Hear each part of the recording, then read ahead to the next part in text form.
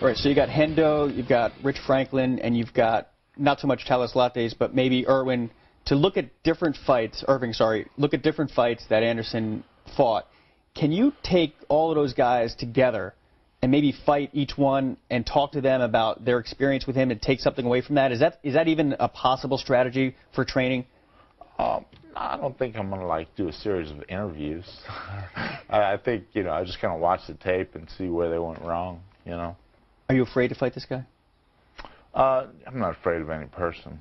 Well, maybe Dana, but I'm not afraid of fighting anyone. No, I mean there's you know, there's excitement and fear that comes with fighting. That comes with, if you just say, Forrest, I want you to walk in front of all those people and do something to excite them and don't disappoint them, then I'm going to be nervous about doing that. You know, right? So it's those kind of nerves. But you know, there's almost a little freedom in fighting the best guy. You know, you can't do any worse than people have done. Right. That's not a really good way to look at it, but I don't care. Well, that's a good way to go into a fight, though. When you sort of feel like you've got nothing to lose, usually you do much better, don't you? Maybe, yeah. I do personally. All right, let's talk about your book for a second. Randy's written a book. Tito's written a book. There's a book by John Wertheim about Pat Miletich.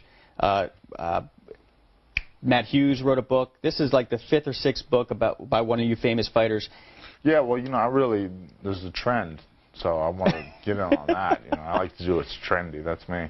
You know, Dana White always compliments you and gives you credit for where the UFC is today, you and Stephan Bonnar.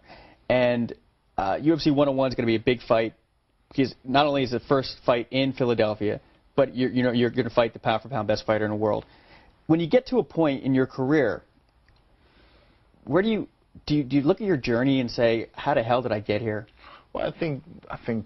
Which is like how I feel about that question. I wonder how the hell I got to that. But anyway. I think perspective is better left for the future. You know, when I'm not doing it anymore. Right now, you know, kind of like I enjoy the moment. Just, you know, live in the moment and train and try and, you know, just win your next fight. You know, any big task. You know, if you look at the grand picture of beating somebody or doing something or being champ, it seems, you know, too big to accomplish. So just watch the footstep in front of you, you know? And that's what I do. Try and win little battles every day.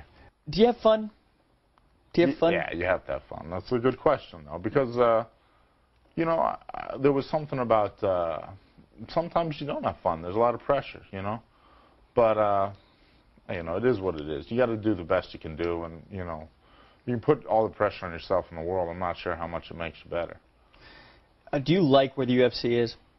Oh yeah. Why wouldn't I? Once I get it legal in New York and get that fight at Madison Square Garden, I think they'll like where it is too.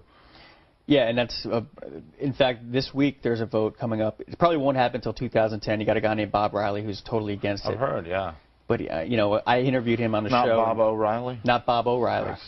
Speaking of Bob O'Reilly, by the way, no matter how many times I see that pre-fight video, awesome. Yeah, I cannot pull my eyes away from it. And of course, you and Stephan are the end of the song. Yeah, that's really, and that's one of those little things you don't get unless you go to a live show. Right. Just kind of give you that, and that gets me fired up. You know, I know it gets the audience kind of in the frame of mind to see it, and they don't play it until, you know, it's about to get good. Yep. It's pretty cool. You know, it kind of reminds me of a big pop band or a big rock band who plays the same song, and everybody wants to hear that same song. Yeah. Do you get sick of talking about the Stephan Bonnar fight? I do, but, you know, if I'm Mark Hamill, that's my Star Wars. You know, that's I'm not here if it's not for that fight. So of course I'm sick of it. Yeah, I'm not, you know, but what are you gonna do? You know, you can't really hate the horse that brought you where you are. That doesn't make sense. But you get my drift. I get your drift. And the book's full of analogies like that don't really make sense, but almost. The book is a lot of, I mean, like you said, I didn't read it yet, but I've been thumbing through it, and it's a lot of fun. A Band-Aid King, Warthogs, Clawboy. It's not exactly what I think, well, it is what people, I think, would expect from you, actually. Yeah. Because you do have that warped sense of humor. Yeah. Well, you know, I was yelling at my mom the other day for not making us a little poor when I grew up. Because I really can't write a book about how bad I had it.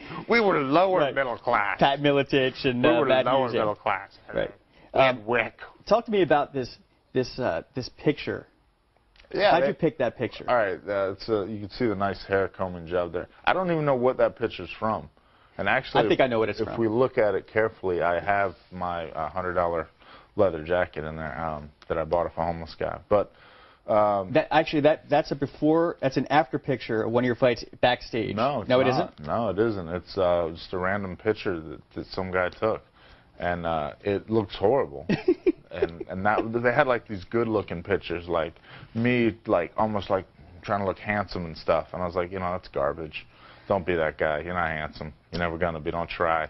Just bear with me 1 second. Wondering why you should purchase this book when there are other titles on the shelves written by much higher caliber fighters. Forrest Griffin is not as good looking as those guys. He's not as smart as them. He's not as athletically endowed. And let's face it, neither are you. I mean, that's just type of the stuff that you're going to... And also there's on the back of the book where everybody does their endorsements. Joe Rogan, Chuck Liddell, Randy Couture, Bruce Buffer. And then Forrest Griffin writes of himself.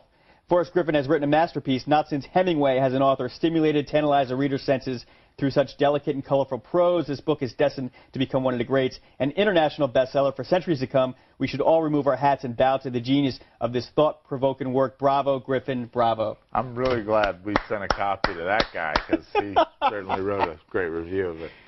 Well, this is Forrest Griffin, everybody. UFC 101 in Philadelphia, one of the most anticipated fights in the history of the Ultimate Fighting Championships. Anticipating fights. Right.